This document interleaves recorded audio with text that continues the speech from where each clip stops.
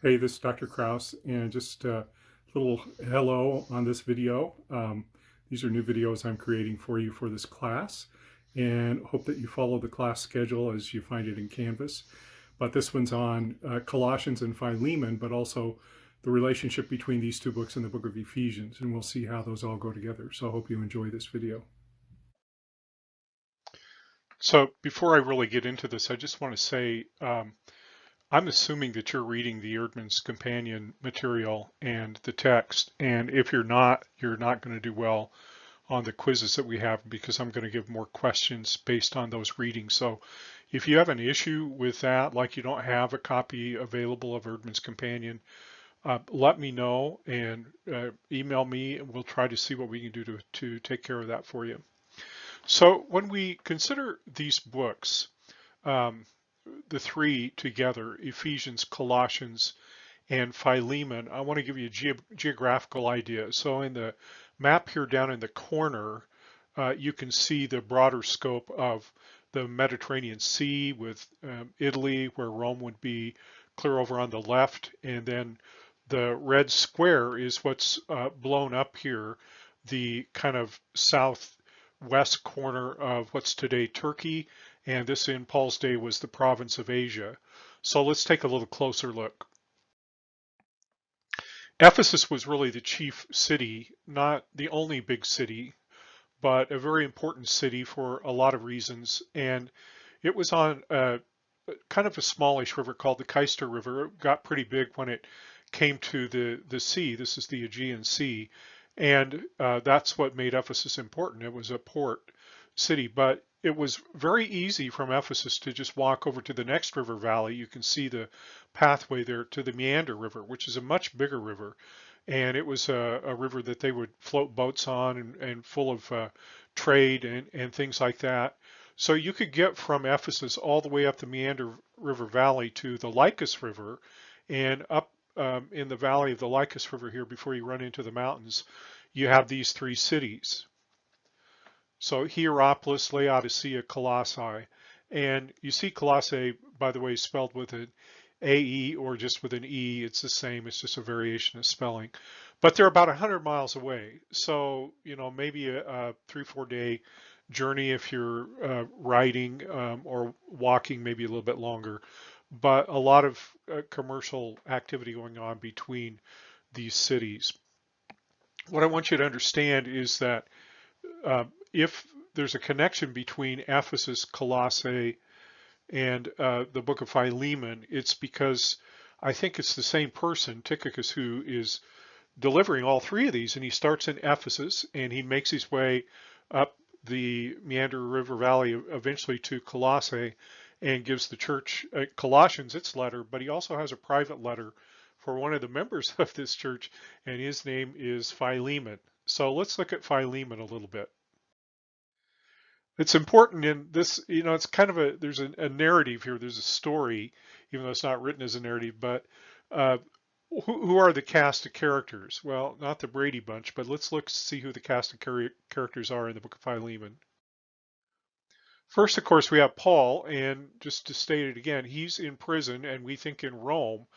I think that he's been in the house of Philemon. There's no evidence in the book of Acts that Paul visited Colossae, and so some scholars want to dismiss that entirely, but I think he's been there, and there was plenty of room in the 3 years that he was in Ephesus to make a trip up there, and we don't have a lot of details about those 3 years. So, but he's in Rome, he's writing the letter, and the co-author of the letter is Timothy. So it's just a depiction of maybe what it would have been like. He's under house arrest. I think that if that's true, the house arrest was much dingier and smaller and darker than that. But there's a Roman soldier there, and he's chained to him.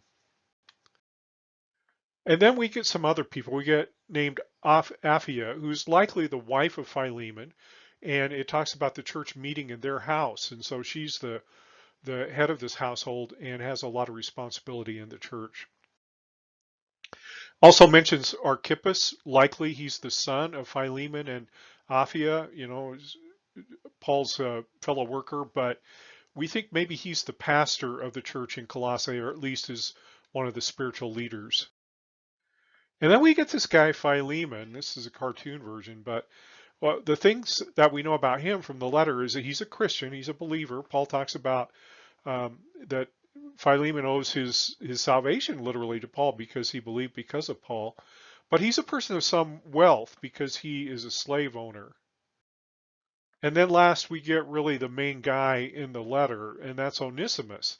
So Onesimus was a slave, or is a slave, belonging to Philemon, which seems just crazy to us that you would be a Christian and have slaves. But in the history of Christianity, that was pretty true up until the 1800s. So I don't know how in the world you justify that anymore, but they did in those days. But anyway, Onesimus runs away from his home in Colossae, and he ends up in Rome apparently, and he finds Paul. Now maybe they had met before.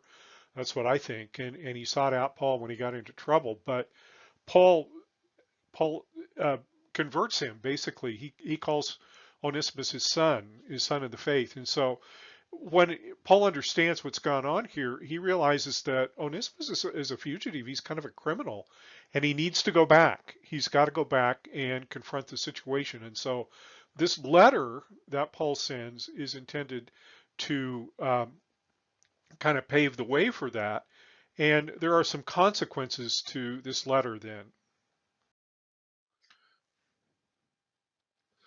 First, would Philemon, the slave owner and a church leader perhaps, would Philemon receive the slave as a spiritual brother on par with Paul himself? That seems to be what is intended here. This is the quote from the Erdman's Companion. So this is why I think there's a connection here between these three letters, and I'll say a little bit more about that in a second here. So this may be the context explaining why Paul talks about the slave-master relationship in both Ephesians and Colossians. This is the challenge. We're not going to look at this really in Colossians, but I mentioned in the Ephesians video that when he talks about submitting to one another, well, what does that mean for a master, a slave owner, and a slave? Are they Christian brothers? How's that going to work now? What if the slave becomes a church leader, like the elder or the evangelist in the church? How's that going to be understood in context here? So this is my theory of the linkage of these three letters, and I think they're all delivered by the same person, this Tychicus. And there's actually quite a few people involved in this, but it puts them in context. And so one of the questions in scholarship is, why in the world was the book of Philemon ever preserved? It's such a short little letter. It really doesn't have any theological gems in it. It does talk about a social situation, so there's value to it. But one of the reasons I think is that in church history in Ephesus later, and this is 30, 40 years later, in the early church at the end of the first century, there was a bishop in Ephesus, and his name was Onesimus. And the church in Ephesus was involved in collecting the letters of Paul. And so if this is the same Onesimus, and it's a relatively common name in the Greek world, but if it's the same guy, this former slave, he's now risen to be a very powerful church leader, and he has this letter and he includes it as part of the collection of Paul's letters. And I just think maybe that ties these three books together, even though it's only a theory. So I want to say just a few things about Colossians. It's a rich book. It's not as easy to preach as like Philippians or even Ephesians for that matter. So you don't see people preach through it very much. But let me throw the outline up here. I'm not going to go through all of this. It really doesn't outline very well. These are just sections kind of thrown together in sequence. You see down there number 7, instructions for Christian households. This is like the household tables in Ephesians 5 and 6, wives and husbands, children and parents and masters and slaves. How do they get along? And so these two together, we sometimes interpret them together to get Paul's thoughts on this. But I want to focus on the second one here, the supremacy of the Son of God, and look at a section of this and just unpack it a little bit for you. So what we're going to be dealing with is the whole issue of Christology. And this kind of study, this is a theological study. If you've had or will have the history of theology or the biblical theology or Christian theology in one of those classes, you'll understand that the issue here is who is the Christ? How do we understand the Christ as being human and divine? What are the consequences for that? Even what are the prophetic backgrounds to understanding what it means to be the Christ, the Messiah, the anointed one, all of those things. So what we're going to look at is maybe the densest passage in all the Bible, the most important passage in all the Bible in understanding this when it comes to Christology. So this passage, Colossians 1:15 through 20, we'll unpack a little bit here, sometimes called the Christ hymn. And I didn't do it here, but there have been people that have laid this out kind of in a poetic fashion.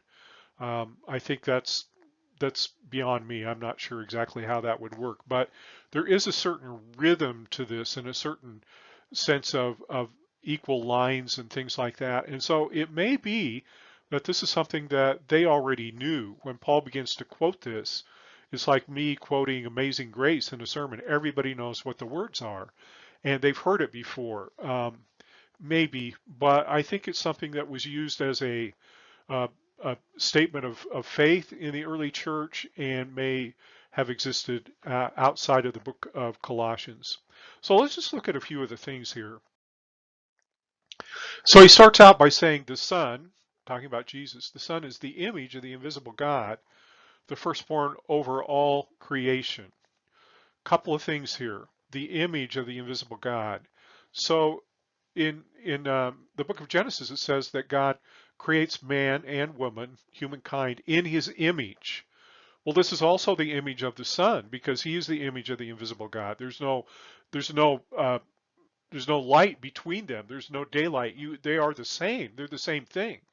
And then the firstborn over all creation. He is not created. He is the firstborn over all creation, but he's not the first created being. And so that early heresy in the church that Christ was the first created being, Paul speaks against that specifically here. He is above creation. He is involved in creation. And that's the next thing here. In him, all things were created, things in heaven, on earth, visible, invisible, whether thrones or powers or rulers or authorities, all things have been created through him and for him. So the Son, the Christ, has a role even in the most primeval of all events, prehistory, the creation of the universe. He's not created. He's always uh, a part of God, and there's only one God. There's not a division here, and so this is a difficult thing theologically and as trying to understand the Trinity. But we need to affirm what Paul says here. Christ, who we know as Jesus, is involved in the creation of the world at the very beginning. So then he says the kind of things that he says of God the Father in Ephesians. He's before all things. He's not, again, not number one on the list of created beings. He's before all of that stuff. And in him, all things hold together. Now, we talked about this when we looked at the book of John about the idea of the logos, the essence of the universe, the logical essence of the universe. What holds the universe together? What makes the laws of physics work? And Paul is, without giant scientific knowledge that we might have, he's saying it's Christ. He is what holds the universe together. So this is a very similar expression in different words to John saying, in the beginning was the Word, and the Word was with God, and the Word was God. So that logos is what he has in mind here. And he's head of the body, the church. He's the beginning and the firstborn from among the dead, so that in him in everything he might have the supremacy. So his point here is he's not just the firstborn of all creation and having this great authority. You see even up there in verse 16, thrones, powers, rulers, authorities. Those are spiritual powers. He's not talking about political entities there. He's talking about angels. He's talking about demons. All these things he has power over. But most of all, for Paul's discussion, he's head of the church. He's head of the body. And this is where we get this imagery of the church as being the body of Christ. For God was pleased to have all his fullness dwell in him. Boy, that's about the best you can say. How is it that you have Father, Son, and Holy Spirit, but only one God? Well, here's Paul's trying to express that. All the fullness of God dwells in him. He is fully divine. He is fully human, fully divine. You saw in class my Trinitarian math that the Son is 100% human and 100% divine. All the fullness of God dwells in the Son. Then finally, through him to reconcile to himself all things, whether things on earth or things in heaven, by making peace through his blood shed on the cross. So this is kind of a recap or another version of some of the things he says in Ephesians, that Christ makes peace between these warring factions, the Jews and the Gentiles, but he expands it way beyond that here. All things he makes peace. Well, how does he do that? He does it through his blood shed on the cross. And this is something Ephesians doesn't really uh, expand upon or emphasize. So let's just take a final look at that. When we talk about the blood of Christ shed on the cross, we're talking about the doctrine of atonement. And what are the implications of that? I mean, there's a lot of them. And this is another area of theology that people, find all kinds of information in the Bible about. But what does atonement mean here in the book of Colossians? Well, he says the cross of Christ serves as a type of peace offering. So we come to God in the Old Testament. A Jewish person might come to the temple with an offering to make his peace with God, to bring shalom or peace to his household, to put down his sword. And going with that, then, the death of Jesus is a type of blood offering for sins. And I don't pretend to totally understand the reason, but the Bible teaches that without the shedding of blood, there is no forgiveness of sins. So this is a big theme in the book of Hebrews we'll look at later, but animals were sacrificed in the temple.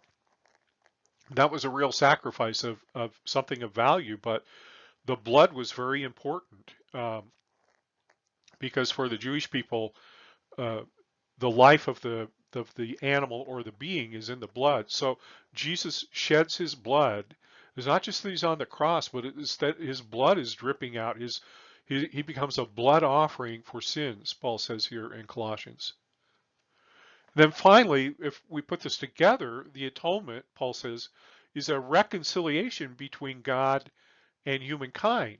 So this is a big theme in 2 Corinthians chapter 5. He says, we're ambassadors of Christ, and here's our message. We go and preach to all people that we are now reconciled to God. We're not at war anymore. And students, if you're in that situation that you're battling God and the intentions of God for your life, you need to read this and think about it. We are reconciled. We have been brought back into relationship with God, and the war is over. God has proven his love to us through the death of his son on the cross, and we never have to doubt that again. So what he says in Ephesians is because we are reconciled to God through Christ, we can be reconciled to each other. And that's that whole theme that we talked in that video about racial reconciliation. But it's here too, this idea of being reconciled to God, and this is all of humanity has this opportunity now. Okay, well, that's the end of this video, and thanks for watching.